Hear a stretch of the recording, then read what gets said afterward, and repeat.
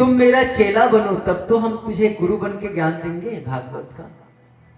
तो अपने बेटा को चेला बनाए, शिष्य बना, सुखदेव जी शिष्य बने और तब भागवत का उपदेश दिया। और वही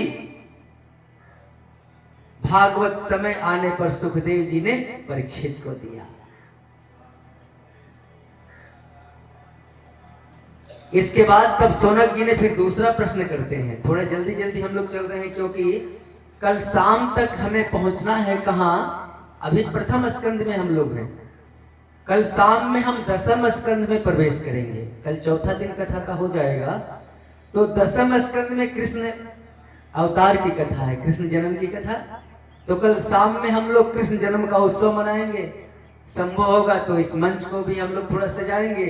केला का गाछ मिल गया तो पंडाल में भी जहां तहां लगाएंगे। उत्सव मनाना चाहिए भगवान का। हर साल हमारे यहाँ जन्माष्टमी का उत्सव मनता है, साल में जन्माष्टमी।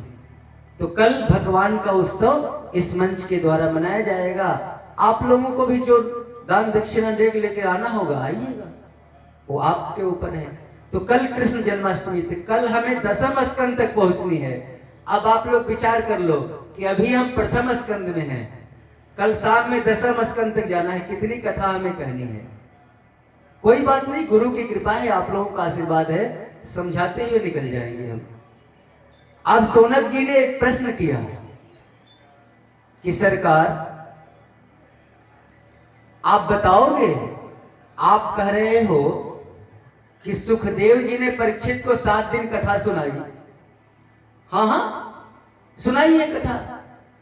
तो महाराज सुखदेव जी 7 दिन तक परीक्षित के सामने कैसे बैठे? वो तो उतनी देर ही एक जगह ठहरते थे जितनी देर गाय दुहने में समय लगता है। तो जो एक जगह उतनी देर ठहरे कि गाय दुहने में जितना समय लगे, तो 7 दिन तक परीक्षित के पास कैसे बैठा रह गया? बताओ हमें।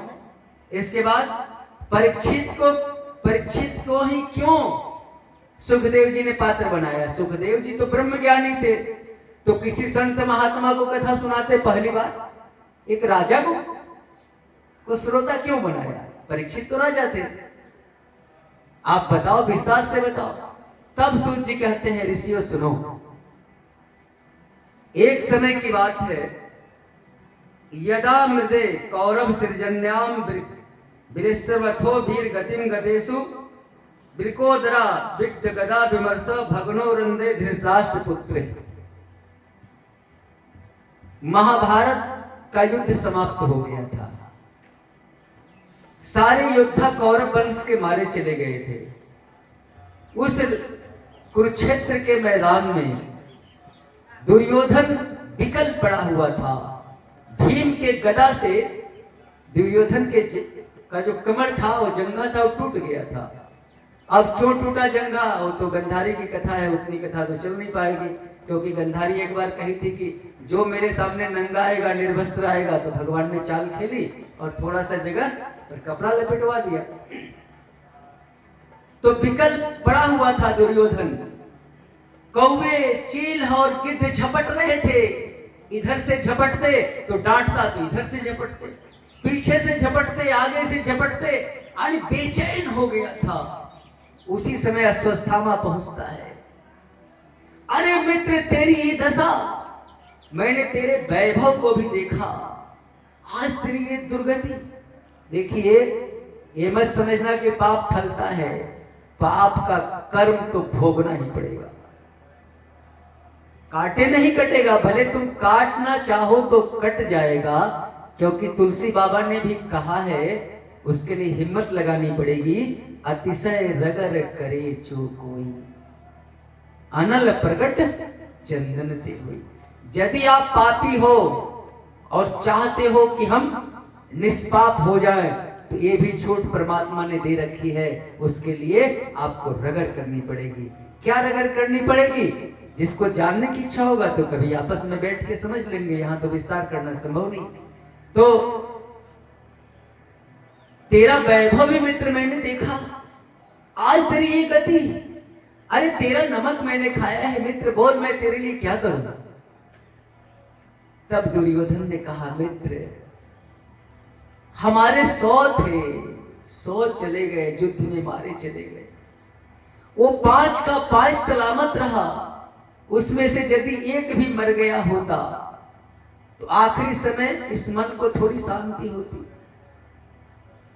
अश्वत्थामा ने कहा, चिंता मत करो मित्र, मैं 5 का सर काट के लाता हूं, अभी लाता हूं। अश्वत्थामा वहां से चल दिया। क्या सोचा, दिमाग में क्या खुरफाती मचा कि रात में पांडव सोए हुए होंगे और 5 का सर काट के ला करके दुर्योधन के सामने रख देंगे।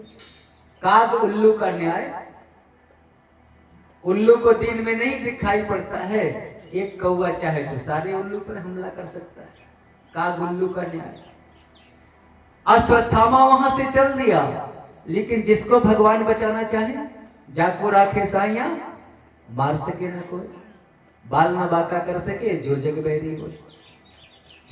भगवान ने क्या कहा पांडवों से, अरे मित्र चलो आज हम लोग जश्न मनाएंगे, आज तो खुशी का दिन है, हमारी जीत हुई है।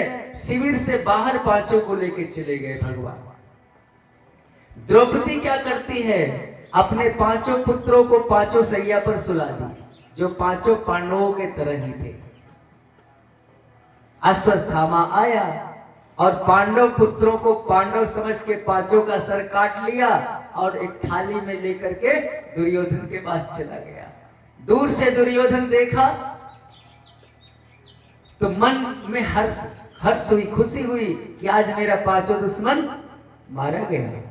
लेकिन जो ही अश्वत्थामा नजदीक आया, विकल हो गया दुर्योधन। अरे मित्र तूने क्या कर डाला, ये पांडव नहीं है मित्र, ये तो पांडव पुत्र है मित्र, तूने तो वंश में पानी देने वाले को भी नहीं छोड़ा। और इसी दुख में दुर्योधन का प्राणांत हो गया। अब तो अश्वत्थामा घबरा गया कि यदि पांडव बचे हैं तो अब हमें नहीं छोड़ेंगे। भागा है जान बचाने के लिए। तब तक द्रौपदी पहुंची है 5 बालकों के पास, चित्कार पार कर रोने लगी और 5 पांडव को लेकर के भगवान उस जगह पहुंच गए। एक कन्हैया की लीला है। उसी समय अर्जुन ने संकल्प ले ली कि द्रौपदी चिंता मत करो, जो मेरे पुत्रों को मारा है तेरे सामने मैं उसका वध करूंगा। रथ पर अर्जुन बैठ गए तो कन्हैया भी सारथी बन गए। हवा की बेग की तरह अश्वत्थामा का रथ पीछा